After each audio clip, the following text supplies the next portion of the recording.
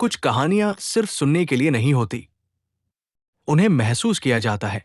जहां धुंधली रातें और भूले बिसरे रास्ते मिलते हैं, वही जन्म लेती हैं वो दास्तानें जो समय की पकड़ से भी परे हैं। स्वागत है आपका द स्टोरी टेलर में, एक ऐसी दुनिया में जहां हर कहानी एक दरवाजा है अनजाने रहस्यों की ओर। आज हम आपको ले चलेंगे उस यात्रा पर जहां हर कदम के साथ डर गहरा होता है और हर मोड़ पर एक नई सच्चाई इंतजार कर रही होती है।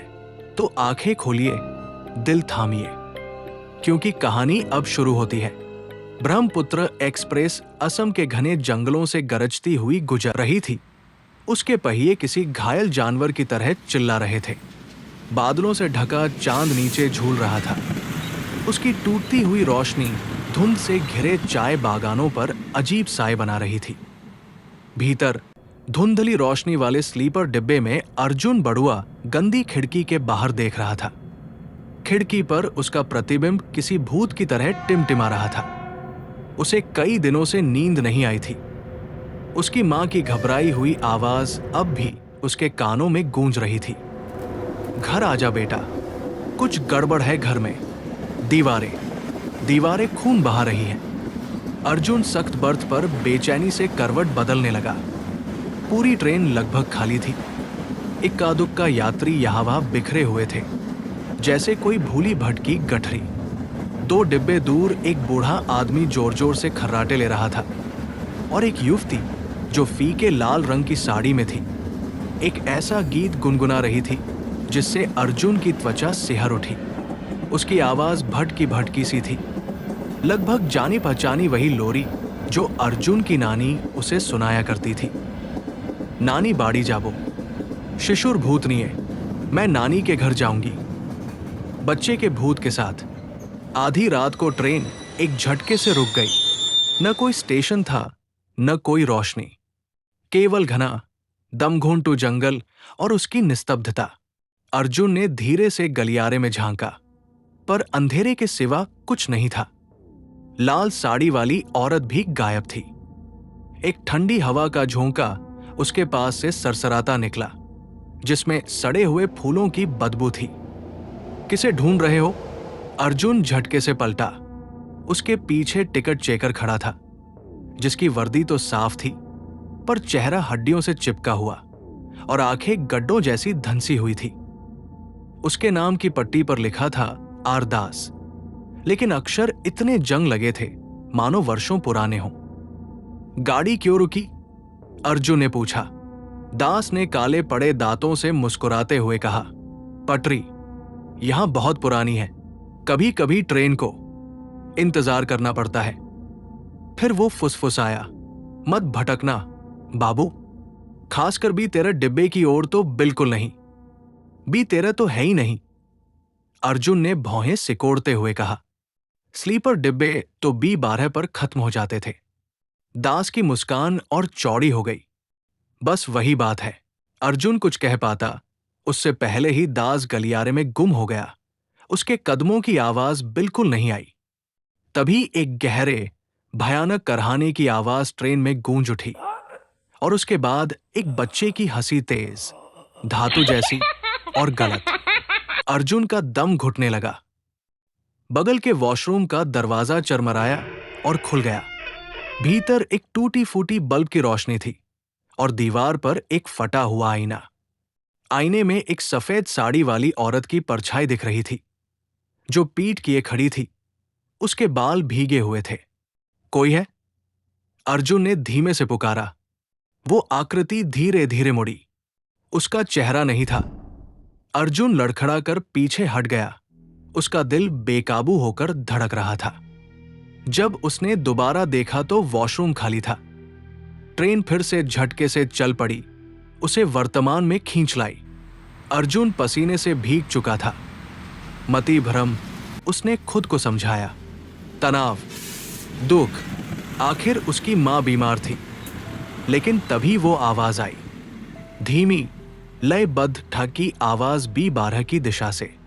अपने भय को दरकिनार कर अर्जुन उस आवाज के पीछे चल पड़ा। गलियारा अनंत सा लंबा लगता था और हर कदम पर रोशनी और मंद पड़ती जा रही थी। ठक ठक की आवाज और तेज और अधिक बेचैन हो गई थी। डिब्बे के आखिरी सिरे पर उसे एक दरवाजा दिखा जो उसने पहले कभी नहीं देखा था। छिलती हुई पेंट से पुराने अक्षर झांक रहे थे, B13। दरवाजे का कुंडा अपने आप घूमने लगा। भीतर का दृश्य जैसे समय में जड़ हो गया था। धूल की परत चांदनी में उड़ रही थी। फटी हुई चमड़े की सीटें और टूटा हुआ पंखा दिखाई दे रहे थे। दीवारों पर दर्जनों गुड़ियां सजी हुई थी, जिनकी कांच जैसी आंखें अर्जुन का पीछा कर रही थी। हर गुड़िया ने छोटी सफेद साड़ी पहनी थी और उनके चेहरे राख से धुंधले थे। कमरे के बीचों बीच एक लकड़ी का पालना धीरे धीरे हिल रहा था। अर्जुन का गला सूख गया। ये वही पालना था जिसकी कहानियां उसकी मां सुनाया करती थी, वही पालना जिसमें उसकी नवजात बहन सोती थी, वही पालना जो उसकी बहन के साथ दफनाया गया था। तभी एक ठंडे हाथ ने उसके कंधे को पकड़ लिया। तुम्हें यहाँ नहीं होना चाहिए। एक फुसफुसाती आवाज आई। अर्जुन ने मुड़कर देखा। वो लाल साड़ी वाली औरत थी। अब उसकी साड़ी फटी हुई थी और कीचड़ से सनी हुई थी। उसकी आंखें गहरी खाली थी और होठों को मोटे काले धागे से सिला गया था। उसने कांपती उंगली से पालने की ओर इशारा किया। पालने के भीतर रक्तरंजित कपड़े में लिपटी हुई एक गुड़िया थी, जिसका चेहरा बिल्कुल अर्जुन जैसा था। ट्रेन की सीटी एक चीख की तरह गूंजी। खिड़की के बाहर वही सफेद साड़ी वाली बिना चेहरे की औरत पटरियों पर खड़ी थी, बाहें फैलाई हुई, और ब्रह्मपुत्र एक्सप्रेस उसकी ओर तेजी से बढ़ती चली गई। ट्रेन उस बिना चेहरे वाली औरत के आर पार चली गई, लेकिन न कोई टक्कर हुई, न चीख, न हड्डियों के चटकने की आवाज। केवल एक भयंकर सन्नाटा फैल गया, मानो पूरा संसार किसी गहरे पानी में डूब गया हो। जब अर्जुन ने आंखें खोली तो ब्रह्मपुत्र एक्सप्रेस अब भी चल रही थी, लेकिन बाहर का दृश्य बदल चुका था। घना जंगल गायब हो चुका था। अब वहां केवल अस्थिपिंजर जैसे सूखे पेड़ थे, जो एक तारे विहीन आकाश को पंजों से नोचने की कोशिश कर रहे थे, और हवा में जले हुए चमेली के फूलों की गंध तैर रही थी। डिब्बा B13 भी गायब हो चुका था। उसकी जगह वही साधारण बर्थ थी जिसे अर्जुन ने छोड़ा था। क्या यह सब कोई बुरा सपना था? लेकिन उसकी कांपती हथेली में अब भी पालने से फटी हुई, खून से सनी कपड़े की एक टुकड़ी थी। टिकट चेकर दास फिर से प्रकट हुआ। अब उसका चेहरा आधा सड़ा हुआ था। गालों की खोखली जगहों से कीड़े रेंग रहे थे। अगला स्टेशन चंद्रपुर। वो फुसफुसाया। उसकी आवाज जंग खाए लोहे जैसी थी। अपनी मां का गाव, चूकना मत बाबू। अर्जुन के शरीर में बर्फ की लहर दौड़ गई। चंद्रपुर तो उसके घर से 200 किलोमीटर दूर था, और ये ट्रेन वहां जाती ही नहीं थी। वो कुछ पूछ पाता इससे पहले ही रोशनी झिलमिलाई और बुझ गई। अंधेरे में फिर वही बच्चे की हंसी गूंजने लगी, अब और निकट और भी भूखी। जब रोशनी फिर से लौटी, अर्जुन अब अकेला नहीं था। सामने वाली बर्थ पर एक छोटी लड़की बैठी थी। उसकी त्वचा राख जैसी धूसर और फूली हुई, बाल काई से चिपके हुए। वो भी 13 के डिब्बे से लाई गई एक गुड़िया पकड़े हुए थी, जिसका सिर पीछे मुड़ा हुआ था। दादा, तुम मुझे छोड़ आए थे। वो बुदबुदाई। उसकी आवाज डूबती लाश जैसी बुदबुदा रही थी। अर्जुन का दिल धड़कना भूल गया। उसने उसकी बाई आंख के नीचे का तिल पहचान लिया। अनन्या, उसकी बहन, जो 25 वर्ष पहले पालने में ही मर गई थी। अनन्या का गला चरमराया जब उसने अपना सिर टेढ़ा किया। घर भूखा है दादा, वो तुम्हारा इंतजार कर रहा है। उसने खिड़की की ओर इशारा किया। ट्रेन फिर से धीमी हो रही थी। खिड़की के बाहर चंद्रपुर था धुंध में लिपटा हुआ, लेकिन ये वो गांव नहीं था जिसे अर्जुन जानता था। घर टूटी हुई दांतों की तरह झुक गए थे। खिड़कियों पर उल्टे स्वस्तिक चिन्ह खुदे हुए लकड़ी के पट्टे लगे थे। गलियों में सड़ी हुई गेंदे की मालाएं और टूटे हुए दिए बिखरे पड़े थे, और उनके बीचों बीच खड़ा था उसका पुश्तैनी घर, एक उपनिवेशकालीन डरावना भवन, जिसकी दीवारों पर काले बेलों की लताएं रेंग रही थी। वही लताएं जिन्हें उसने अपनी मां की घबराई हुई वीडियो कॉल में देखा था, उसके फोन के बंद होने से ठीक पहले। उतर जाओ अर्जुन, अनन्या ने कहा। उसकी आंखों से काला तरल टपक रहा था। नहीं तो तुम भी उनकी तरह हो जाओगे। डिब्बे में फुसफुसाहटें भर गई। दीवारों से परछाइयां अलग होने लगी, आकार लेती हुई। वे यात्री जो दशकों में ब्रह्मपुत्र एक्सप्रेस में चढ़े थे और कभी वापस नहीं आए। एक आदमी जिसके गले में फंदा था, एक औरत जो एक कटा हुआ सिर गोद में लिए बैठी थी। उनकी खोखली आवाजें गूंजने लगी। ये घर यादें खाता है, आत्माएं खाता है। ट्रेन चरमराकर रुक गई। चंद्रपुर का प्लेटफॉर्म वीरान पड़ा था। उसके साइन बोर्ड इतने पुराने हो गए थे कि कुछ पढ़ा ही नहीं जा सकता था। अर्जुन लड़खड़ाते हुए उतरा। उसका बैग भय से भारी हो चुका था। उसके पीछे ब्रह्मपुत्र एक्सप्रेस ने एक दुख भरी सीटी दी और फिर गायब हो गई। गांव में सन्नाटा पसरा था, बहुत भयानक सन्नाटा। न झींगुरों की आवाज, न हवा की सरसराहट, केवल अर्जुन के कदमों की चरमराहट। जब वो घर की ओर बढ़ा, मुख्य दरवाजा टूटा हुआ था, लकड़ी में एक भयंकर दरार। भीतर दीवारें धड़क रही थी। फटी हुई पलस्तर के नीचे से काले कीचड़ की नसें फड़फड़ा रही थी। फर्श करहाते हुए चेतावनी दे रहा था। मां, अर्जुन ने पुकारा।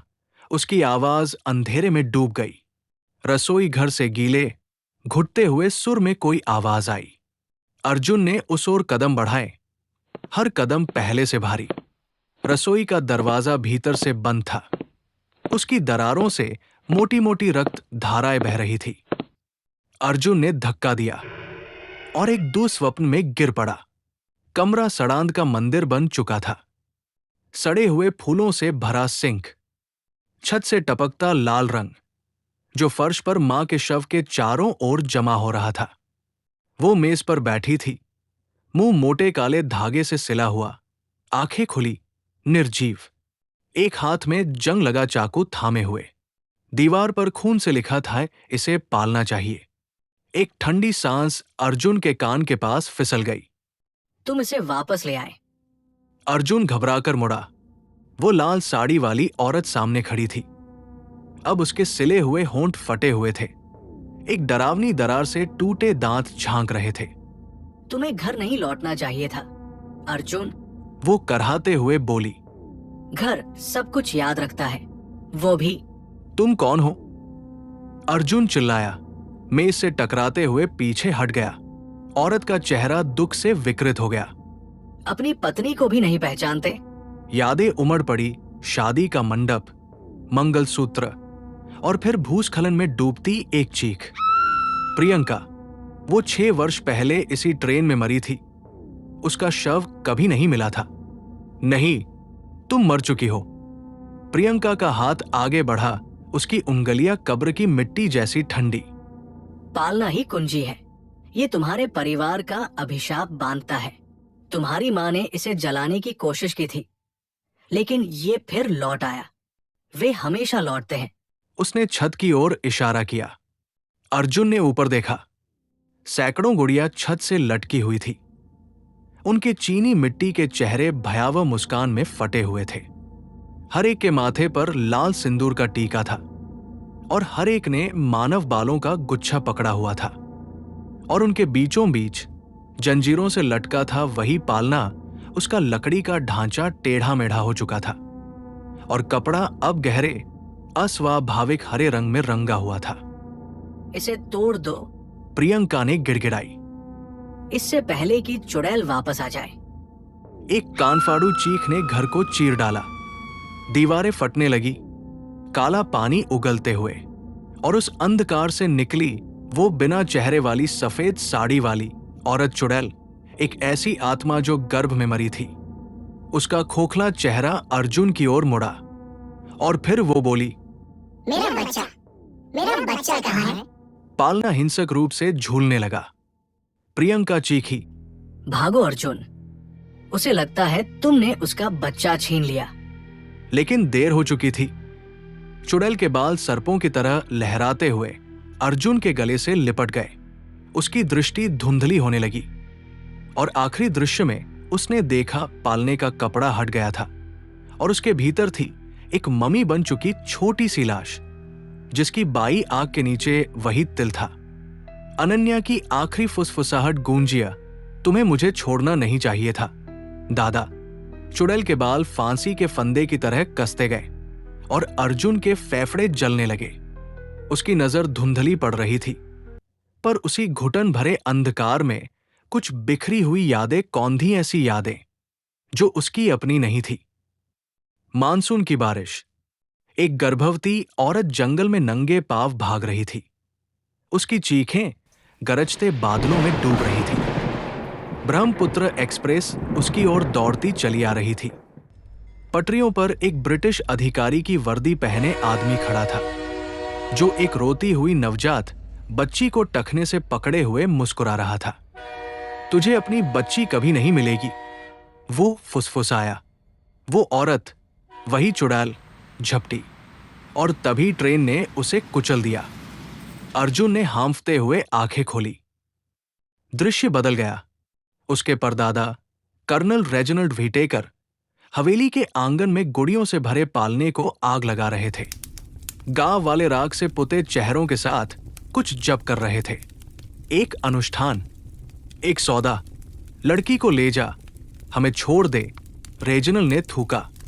धरती फटी, पालना निगल लिया गया और चुड़ैल का विलाप सितारों तक गूंज उठा। सच्चाई अर्जुन पर बिजली की तरह गिरी। अनन्या कभी उसकी बहन थी ही नहीं। प्रियंका की आवाज गूंज उठी, डरावनी और टूटी हुई। तुम्हारे खानदान ने चुड़ैल के बच्चे को चुरा लिया था। उसकी आत्मा को उस पालने में कैद कर दिया ताकि तुम्हारा वंश बचा रहे।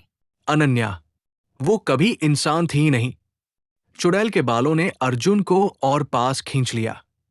उसकी बिना चेहरे की वॉइड जैसे आकृति अर्जुन के चेहरे से सट गई, सड़ी हुई बदबूदार नमी टपकाते हुए। तुम मेरे हो। अर्जुन ने झटके से अपना बैग खोला और अपनी मां की लाश से मिला जंग लगा चाकू निकाला। वो बालों को काटने लगा, पर वे फुफकारते हुए दोबारा उगाते। चुड़ैल की चीख ने खिड़कियों के आखिरी शीशे भी चकनाचूर कर दिए। पालना, प्रियंका चीखी। उसकी देह अब साए में बदलती जा रही थी। पालना तोड़ो। अर्जुन बाल बाल बचता हुआ पालने तक पहुंचा। लकड़ी उसके हाथों में फड़फड़ाने लगी, जैसे वो जिंदा हो। भीतर ममीकृत शिशुन्या ने अपनी धुंधली आंखें खोली और मुस्कुरा दी। माफ कर दो, अर्जुन बुदबुदाया।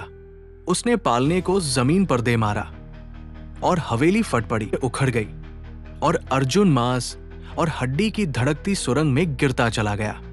वो समय में उल्टा बहने लगा। 1947 असम से निकलती आखिरी British train. Colonel Reginald Whittaker एक ताबूत नुमा संदूक ब्रह्मपुत्र एक्सप्रेस पर चढ़ाते हैं। भीतर लोहे की जंजीरों में बंधा हुआ वही श्रापित पालना, पर उसकी प्रेमिका एक असमी महिला लक्ष्मी सच का पता लगा लेती है। वो संदूक खोलती है और चुड़ैल का प्रकोप जाग उठता है। ट्रेन पटरी से उतर जाती है। सारे यात्री मारे जाते हैं। केवल कर्नल बचता है और वो लक्ष्मी की आत्मा को पालने की पहरेदार बनने का श्राप देता है, हमेशा के लिए। अर्जुन की मां ने यूं ही अपने होंठ नहीं सिले थे। वो लक्ष्मी की नकल कर रही थी, उसी लक्ष्मी की जो अब टिकट कलेक्टर दास के रूप में ट्रेन पर फंसी थी। हवेली की रक्तस्रावी दीवारें, गुड़ियों के झुंड, फुसफुसाहटें सब लक्ष्मी के शाश्वत शोक की प्रतिध्वनि थे। वर्तमान में अर्जुन घिसटता हुआ गिरती हुई हवेली से बाहर निकलने की कोशिश कर रहा था। चुड़ैल की चीखें और अनन्या की हंसी एक साथ गूंज रही थी। टूटा पालना काला रग बहा रहा था और उसके टुकड़े अर्जुन की त्वचा में कीड़ों की तरह घुस रहे थे। तुम बच नहीं सकते दादा। अनन्या हंसी। उसकी लाश फटी चटकी हड्डियों पर घिसटती हुई उसकी ओर बढ़ी। हम परिवार हैं। चुड़ैल अब एक भीमकाय आकार ले चुकी थी। उसकी साड़ी बवंडर की तरह फड़फड़ा रही थी। मेरा बच्चा, मुझे मेरा बच्चा दो। अर्जुन की नजर जंग लगे चाकू पर पड़ी। ये चुड़ैल के लिए नहीं था, ये उसके खुद के लिए था। उसने चाकू अपने सीने में भोंक दिया। रक्त बहता गया, फर्श में समाता रहा। हवेली कराह कर थम गई। चुड़ैल ठिठकी, उसके बाल वापस खिंच गए। अनन्या की लाश धूल में बदल गई। एक जान के बदले एक जान। अर्जुन कराहते हुए फुसफुसाया, मेरी जान। उसके लिए। चुड़ैल के चेहरे पर हलचल हुई। एक पल के लिए अर्जुन ने उसका असली चेहरा देखा, एक सुंदर लेकिन टूटी हुई युवती। फिर उसने अर्जुन के सीने से कुछ खींच लिया, एक चमकती हुई धागे जैसी आत्मा। ट्रेन को नए कंडक्टर की जरूरत है। उसने फुफकारा। सालों बाद गांवों में एक अफवाह चलती है, मावस की रातों में एक प्रेतात्मा ट्रेन प्रकट होती है। उसकी खिड़कियां हरे रंग में चमकती है और उसका सीटी बजाना किसी मरते हुए आदमी की चीख जैसा लगता है। जो भी उस ट्रेन पर चढ़ता है, उसका सामना टिकट कलेक्टर अर्जुन बरुआ से होता है, जिसकी आंखें खोखली हैं और होंठ काले धागे से सिले हुए हैं। वो यात्रियों को कंपार्टमेंट बी 13 की ओर ले जाता है, जहां चुड़ैल का पालना नए प्राणों के लिए भूखा बैठा है। और हवेली के खंडहरों में एक अकेली गुड़िया एक खून से सने दीवार के पास बैठी है। उसके चेहरे पर एक नई मुस्कान खुदी हुई है। वो मुस्कुराती है। श्राप अब भी जीवित है। क्या तुम ब्रह्मपुत्र एक्सप्रेस की सवारी करने की हिम्मत करोगे?